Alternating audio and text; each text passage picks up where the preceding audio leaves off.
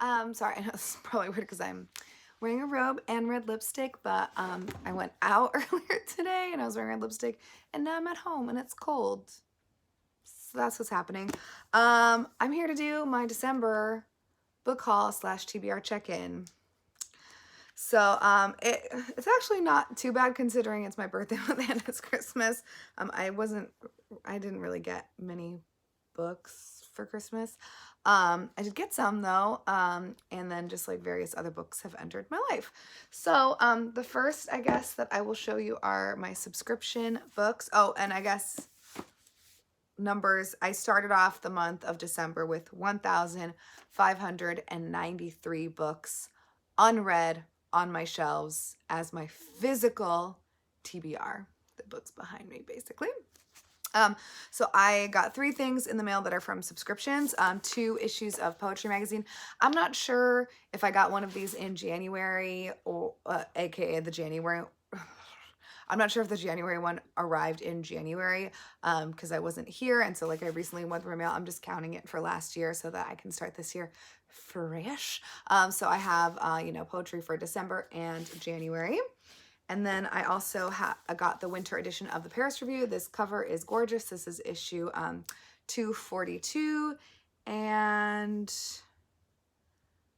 there's some, oh no, I thought these were like the stories inside, but they're not. They're just things that are being published this year. Let's see. Let's open up the table of contents. See if there's any familiar names. Wow, that's a beautiful fountain pen. They have really good ads in the Paris Review. I don't see anything I recognize, but I'm not looking very hard. So anyways, I am excited, of course, to read that. I did get 3 books. Oh, actually, technically I got 4 books as Christmas presents. Let me show you the first one first. That didn't make any sense. Anyways, Whereabouts, a novel by Jhumpa Lahiri, and this was given to me by one of my coworkers who's very sweet. We did Secret Santa at my office, and she did not get me for Secret Santa, but she still got me a book. So, and this is written in Italian and translated by Jhumpa Lahiri, which I think is like fun to translate the book as opposed to like writing it outright in both languages. I think that's, fun. Anyways, look forward to reading that. And then I got 3 books from one of my best friends. I'm only counting one of them for my TBR though, and I'm putting the other 2 just on my shelves because they're like cute little like referencey. I mean, they're not reference books, but they're definitely not like books in my opinion that belong on a TBR. Okay, so Famous Last Words, Fond Farewells, Deathbed, Diatribes, and Exclamations Upon Expiration, compiled by Ray Robinson. So it's just a bunch of famous last words. So let's see. Alexander Hamilton. This is a mortal wound. Take care of that pistol. It is undischarged and still cocked. It might go off and do harm. I did not intend to fire at him. Let's see. I'm not really seeing. Ulysses S. Grant. Water. So anyways, and it like kind of gives a little description of like the context of the final words. And then the other one is A Pocket Dictionary of the Vulgar Tongue. It says Captain Francis Gross, edited by Steve Makis. So I'm not sure what the situation is there, but it's just, different things. So face making, begetting children, to face it out, to persist in a falsity, no face but his own, a saying of one who has no money in his pocket or no court cards in his hand.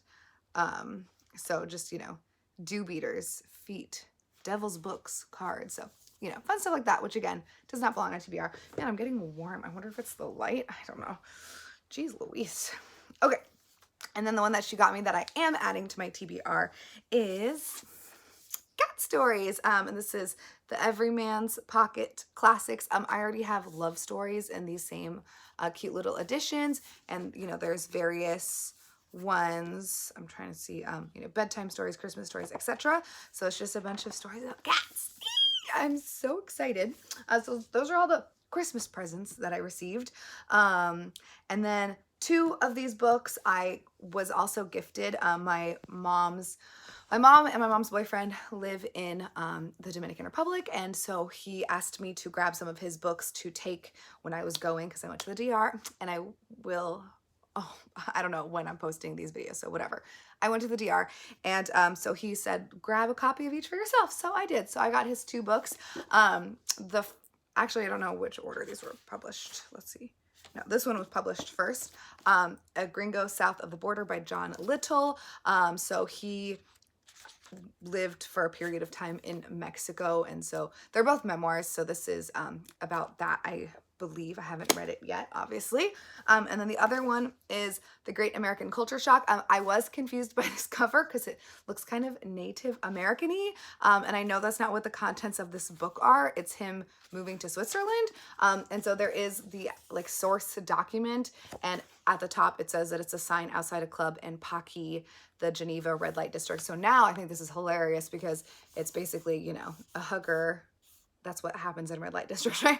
A hooker trying to entice an American eagle. So very, very funny. But yeah, so it's just about his time in Geneva. So also, you know, I'm excited to read those books to see what's inside. And then this next one I actually purchased for my mother, but it didn't get here in time before I left for my trip, and then they were selling it in the DR, so she just bought it there. But it was out of print for a very long time, and it's La Era de Trujillo by Jesus de Galindez, who is Spanish, I guess, so maybe like lived in the DR, and apparently like, you know, I don't know, I think he was assassinated or something.